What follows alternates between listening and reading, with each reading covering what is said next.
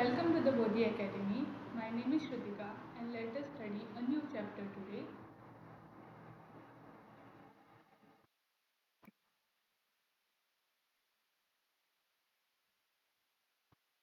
Name of the chapter is Cell, Structure and Functions, Chapter 8 from Standard 8, Part 1. So first let us see how cell was discovered.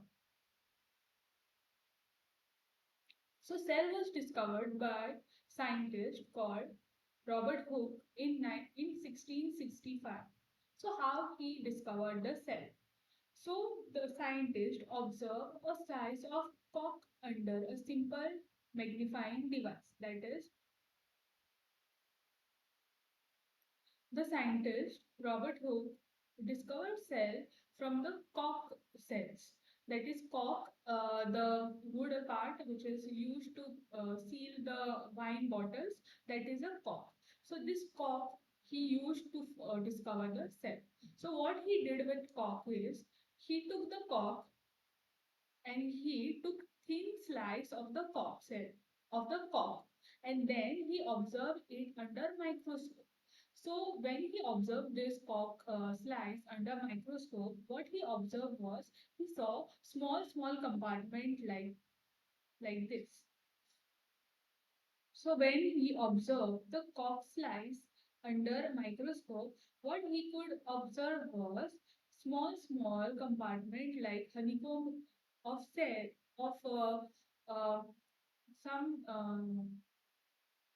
small compartment like objects which were in a honeycomb shape. So like this shape of things he could see under the microscope. So this was what he observed under the microscope. And then he termed this single compartment as cell. And this is how the cell was discovered. So here we can see how the image was. Yes. So here see. So this is what he observed when he took a thin slice of the cork would cough and then he observed it under the microscope and this is what he could observe, that is small compartment like things, the small honeycomb shaped compartments,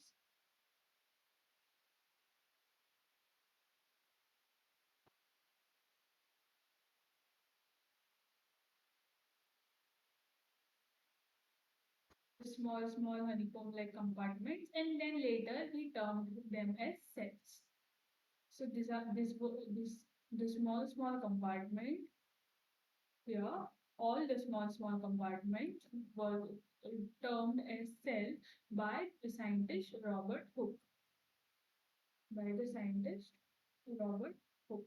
So he was the scientist who discovered cell from the cork cells, which he observed under the microscope. And this was how a cell was discovered.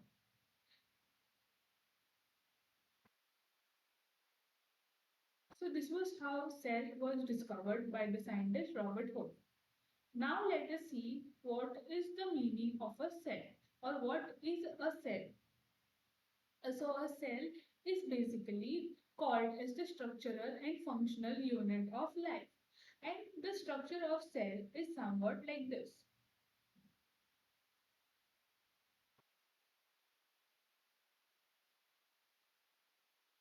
So a basic cell consists of a nucleus in the center. Then it has an outer layer which helps in protection of the cell, which is called as the cell wall, and the jelly-like substance in which the nucleus is suspended is called as the cytoplasm. So these three things together make up a cell. So these are the main uh, this is the main structure of a cell or how a cell is represented. and hence it is called as the basic structural and functional unit of life. So over here we can see that this is onion cell, onion peel.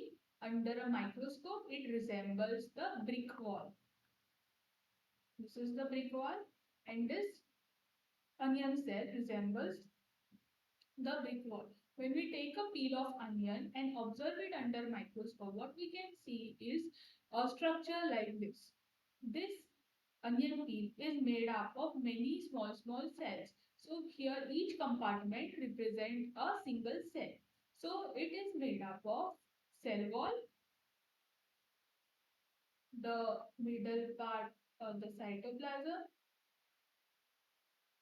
and this is the nucleus, the cell. So each compartment represents a single cell, and each of this cell then makes the onion peel. So onion peel is made up of uh, multiple cells. Okay, so now let us see how this cell is divided based on the number of cells. Based on the organisms, based on the number of cells they are having, they are divided as unicellular organism and multicellular organism. So organisms which consist of or which are made up of a single cell, or the single cell does all the function of the organism, are called as unicellular organisms, or the cell is called as a unicellular cell. And multicellular cells, wherein organisms are made up of one or more cells. So many cells come together and then they function then. So this type of cells are called as multicellular organisms. And multicellular organisms are made up of more than one cell. So multicellular, and unicellular as in single cell, made up of single cell. So this is how, based on the number of cells the organism has, they are divided into multicellular organisms and unicellular organisms. So let us see some examples of unicellular and multicellular organisms. So over here I can see onion peel, and this is an example of multicellular organism or multicellular. This is a multicellular structure. Why? Because each compartment each compartment is made up of this is a single cell, then this is a single cell. So many cells comes together to function. So this type of organism is called as multicellular organism, or this structure will be called as multicellular structure. But in case of amoeba and paramecium, what happens is this is a single cell, and the whole cell will perform all the functions necessary for the functioning of the cell and gives the structure to the cell. The single cell is doing both the function, that is structure and function. So this type of cell is called as a unicellular organism, or this cell is said to be a unicellular cell.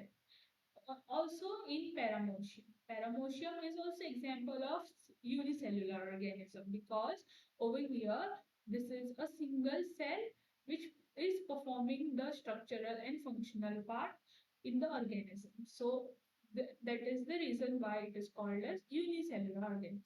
So we have seen the examples of multicellular and unicellular organisms. Now let us see different shapes of the cells. So cell basically possesses different types of shapes. So they have different shapes and sizes.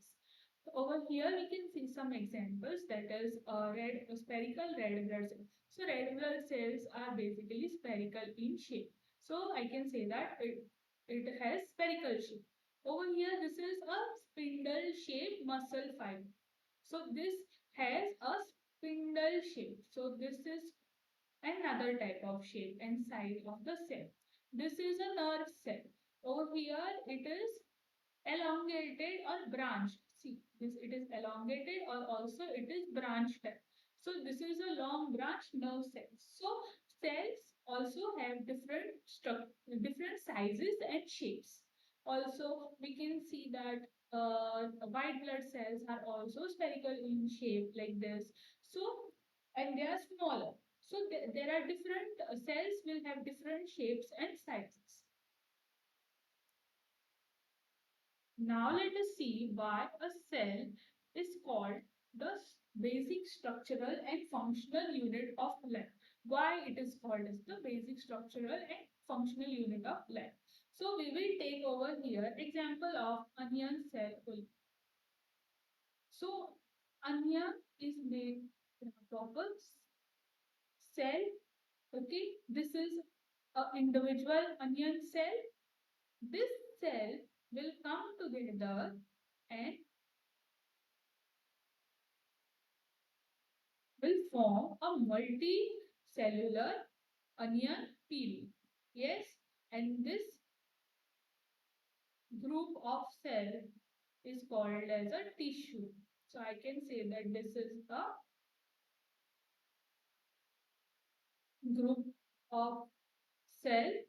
This is a tissue. So this is the onion tissue. And this tissue will come together or this will form the actual onion. Okay, so this tissue will form the organ or the, yes. So from a cell we get a tissue, and from the tissue will come together to form the organ, or it will form the onion. So this is how a basic unit, that is a cell, will come together and it will form tissue, and this tissue will come together to form an onion.